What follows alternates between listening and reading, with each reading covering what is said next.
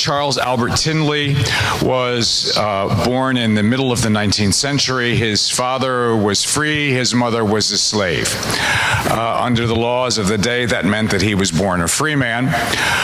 He was born south of the Mason-Dixon line, though, so he was in the area of the United States that was a slave area.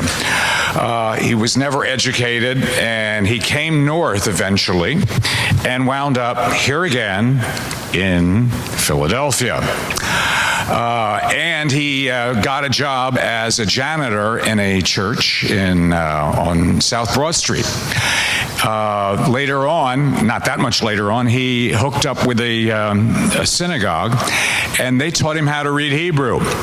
And he learned how to read Greek on his own. So my father was a minister, and I know that, like, in the days that he had studied at the seminary, that ministers were expected to be able to speak and read in Hebrew and Greek. So Charles Albert Tindley did that. Remember, he was a janitor at a church in South Philadelphia. Eventually, he became a minister, and he wound up at that church. When he started there, the church had a membership of around 143. He must have been one hell of a speaker, because eventually they had over 10,000 members. The church itself had to be rebuilt, and it became known as Tindley Temple on South Broad Street. When the orchestra was redoing the Academy of Music, they used the space because it has over 3,000 seats, and there aren't that many arenas for performance in the city that will match that. So, Tindley Temple, go see it. He also was a composer of music, and he is credited with being one of the founders of the American gospel music scene.